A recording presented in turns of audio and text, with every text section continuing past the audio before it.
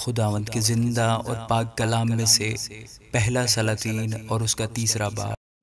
اور سلیمان نے مصر کے بادشاہ فرعون سے رشتہ داری کی اور فرعون کی بیٹی بیاہ لی، اور جب تک اپنا محل اور خداوند کا گھر اور یروشلم کے چوگرد دیوار نہ بنا چکا، اسے داؤد کے شہر میں لا کر رکھا۔ لیکن لوگ اونچی جگہوں میں قربانی کرتے تھے، کیونکہ ان دنوں تک کوئی گھر خداوند کے نام کے لیے نہیں بنا تھا، اور سلیمان خداوند سے محبت رکھتا اور اپنے باپ داؤد کے آئین پر چلتا تھا۔ اتنا ضرور ہے کہ وہ اونچی جگہوں میں قربانی کرتا اور بخور جلاتا تھا۔ اور بادشاہ جبعون کو گیا تاکہ قربانی کرے، کیونکہ وہ اونچی جگہ تھی، اور سلیمان نے اس مذبح پر 1000 سوختنی قربانیاں گزرانی۔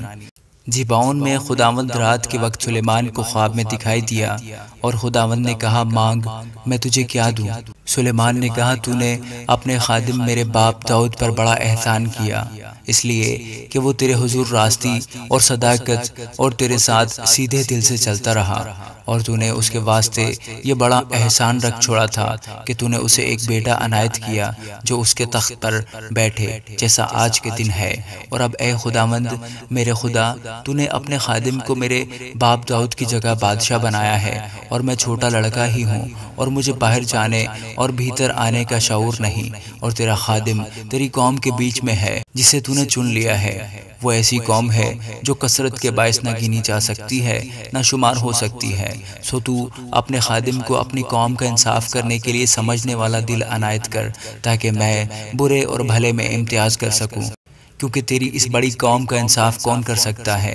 اور یہ بات خداوند کو پسند آئی کہ سلیمان نے یہ چیز مانگی، اور خدا نے اس سے کہا، چونکہ تو نے یہ چیز مانگی اور اپنے لیے عمر کی درازی کی درخواست نہیں کی، اور نہ اپنے لیے دولت کا سوال کیا، اور نہ اپنے دشمنوں کی جان مانگی، بلکہ انصاف پسندی کے لیے تو نے اپنے واسطے عقل مندی کی درخواست کی ہے، سو دیکھ میں نے تیری درخواست کے مطابق کیا، میں نے ایک عاقل اور سمجھنے والا دل تجھ کو بخشا، اور ایسا کہ تیری مانند نہ تو کوئی تجھ سے پہلے ہوا اور نہ کوئی تیرے بعد تجھ سا برپا ہوگا۔ اور میں نے تجھ کو کچھ اور بھی دیا جو تو نے نہیں مانگا، یعنی دولت اور عزت، ایسا کہ بادشاہوں میں تیری عمر بھر کوئی تیری مانند نہ ہوگا۔ اور اگر تو میری راہوں پر چلے اور میرے آئین اور احکام کو مانے جیسے تیرا باپ داؤد چلتا رہا، تو میں تیری عمر دراز کروں گا۔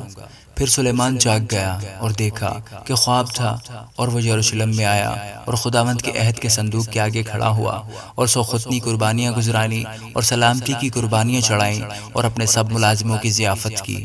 اس وقت 2 عورتیں جو قصبیاں تھیں بادشاہ کے پاس آئیں اور اس کے آگے کھڑی ہوئیں، اور ایک عورت کہنے لگی، اے میرے مالک، میں اور یہ عورت دونوں ایک ہی گھر میں رہتی ہیں، اور اس کے ساتھ گھر میں رہتے ہوئے میرے ایک بچہ ہوا، اور میرے زچہ ہو جانے کے بعد تیسرے دن ایسا ہوا کہ یہ عورت بھی زچہ ہو گئی، اور ہم ایک ساتھ ہی تھیں، کوئی غیر شخص اس گھر میں نہ تھا سوا ہم دونوں کے جو گھر ہی میں تھیں،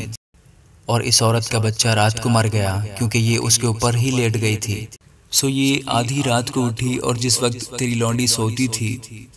میرے بیٹے کو میری بغل سے لے کر اپنی گود میں لٹا لیا، اور مرے ہوئے بچے کو میری گود میں ڈال دیا۔ صبح کو جب میں اٹھی کہ اپنے بچے کو دودھ پلاؤں تو کیا دیکھتی ہوں کہ وہ مرا پڑا ہے، پر جب میں نے صبح غور کیا تو دیکھا کہ یہ میرا لڑکا نہیں ہے جو میرے ہوا تھا۔ پھر وہ دوسری عورت کہنے لگی، نہیں، یہ جو جیتا ہے میرا بیٹا ہے، اور مرا ہوا تیرا بیٹا ہے۔ اس نے جواب دیا، نہیں، مرا ہوا تیرا بیٹا ہے اور جیتا میرا بیٹا ہے۔ سو وہ بادشاہ کے حضور اسی طرح کہتی رہیں۔ تب بادشاہ نے کہا، ایک کہتی ہے، یہ جو جیتا ہے میرا بیٹا ہے اور مر گیا ہے وہ تیرا بیٹا ہے، اور دوسری کہتی ہے کہ نہیں، بلکہ جو مر گیا ہے وہ تیرا بیٹا ہے، اور جو جیتا ہے وہ میرا بیٹا ہے۔ سو بادشاہ نے کہا، مجھے ایک تلوار لا دو۔ تب وہ بادشاہ کے پاس تلوار لے آئے۔ پھر بادشاہ نے فرمایا کہ اس جیتے بچے کو چیر کر 2 ٹکڑے کر ڈالو، اور آدھا ایک کو اور آدھا دوسری کو دے دو۔